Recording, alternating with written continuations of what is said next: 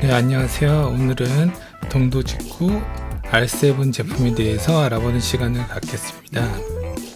R7 리뷰에 앞서 먼저 이제 동도 제품들의 업그레이드 상황들, 변화되는 상황들, 기존에 이제 같은 알파 T7 뭐 여러 모델들이 있었지만 그 모델들에서 이제 업그레이드 되는 뭐 부품이 될 수도 있고 브레이크가 될 수도 있고 여러 부분들에 대한 업그레이드가 이루어지고 있어요.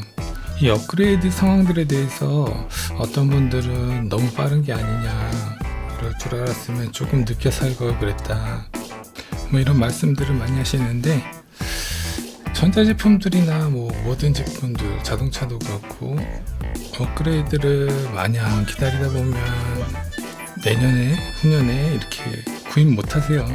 마음 먹으셨을 때 딱 구입하시는 게 낫고, 업그레이드가 자주 일어난다는 거, 그거는 유저분들의 의견을 제작사에서 사장님께서죠, 충분히 흡수해 주신다는 거예요.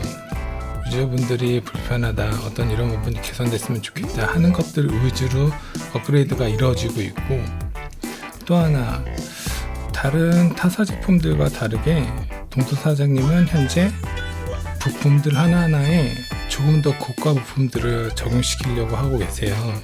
단 전체적인 단가가 저희 자전거의 단가가 조금 올라가도 완벽한 동도 제품을 만드시려고 하고 계세요. 그러니까 어떻게 보면 장고장도 아예 없고, 진짜 타고 다닐 때 불편함을 전혀 느낄 수도 없고, 수리를 받는 그 기간도 텀이 너무 길어질 수 있는, 그러니까 그 정도의 완성체를 제작하고 싶으신 마음인 거예요. 어떻게 보면 조금 늦게 살걸, 이런 마음이 저는 안 들겠어요. 저도 들죠. 새로 업그레이드될 제품들 기체에 붙일 때마다 부럽다 이런 생각을 많이 해요.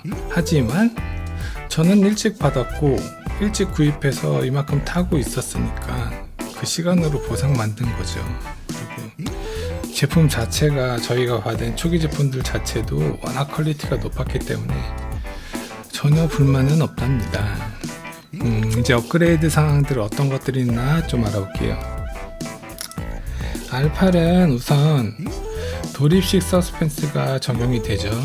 그리고 이제 시마노 브레이크 패드 MT200이 적용이 되는데, 이게 이제 초기 물량이 다 빠지면 그와 같은 급의 브레이크 패드, 유아시 브레이크 패드로 대처하실 거고요, 사장님께서. 그리고 타이어가 5.0 타이어에는 일체형 휠이 원래는 장착이 안 됐었어요. 근데 이제 5.0 타이어에도 GT7 일체형 휠과 같은 일체형 휠이 적용이 된답니다. 네. 5.0 타이어의 일체형 휠이라, 생각만 해도 그냥 이뻐요. 두툼하고 너무 오토바이스럽지도 않고 대신 두툼하고, 그리고 이 키박스 열쇠 부분은 그냥 열쇠를 넣었다가 시동하고 안전상 열쇠를 빼고 그 방법을 택하지 않으셨고, NFC 카드, NFC로 그 디스플레이에 태그를 하면 락이 걸렸다가 오일했다가 이제 열쇠 대신 사용하시는 거예요. 그냥 키를 갖고 다닐 필요가 없으시고 NFC 카드만 갖고 다니시면 돼요. 열쇠고리에다 이렇게 걸어가지고. 굉장히 편해진 기능이죠. 이제 안전 부분에 대해서는 이제 완벽하게 커버가 된 부분이죠. 그리고 T7 업그레이드 부분에 대해서는 이제 전면 도립식 서스펜스와 휠, 일체형 휠이 기본 사양으로 적용되게 돼요. 이것 또한 너무 놀라운 거죠.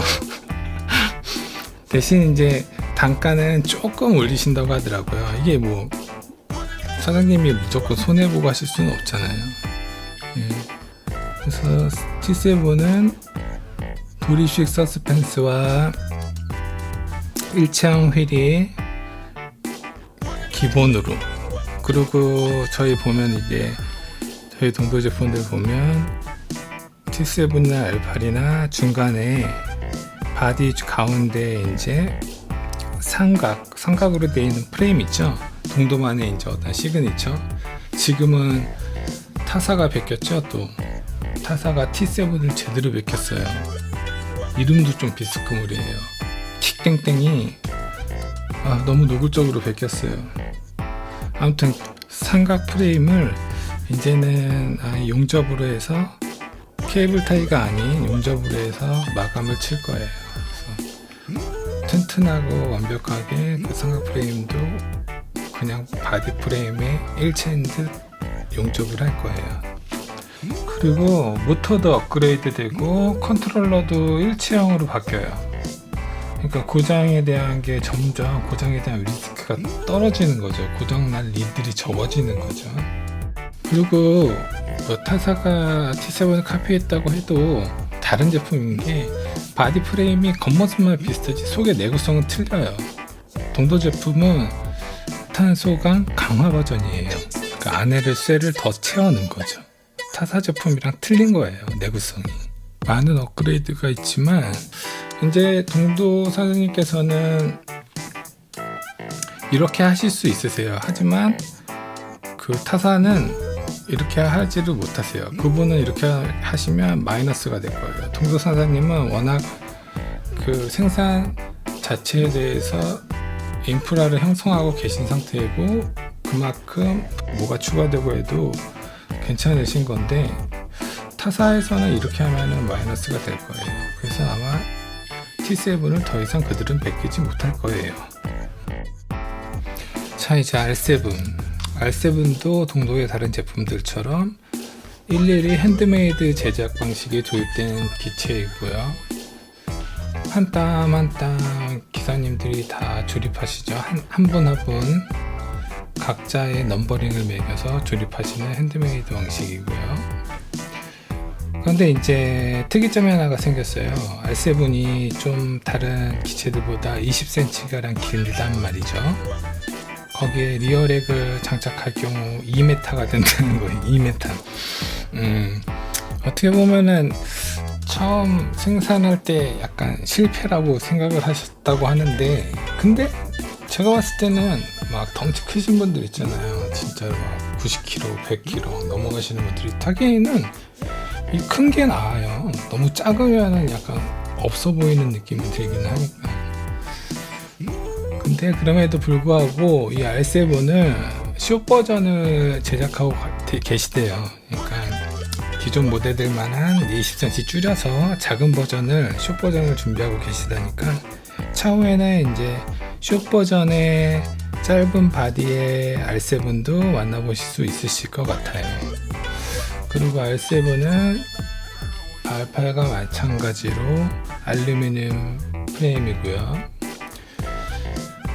어떻게 보면 R7이 그냥 제일 무난하다라고 표현을 해야 되나? 네, 아무튼 그럼 그 중간에 딱 있는 포지션인 것 같아요. 크기만 이렇게 20cm가 늘리지 않았었다면 완벽한 중간 포지션이었겠죠. 네, 이따가 R7에 대해서 자세히 설명을 드릴게요.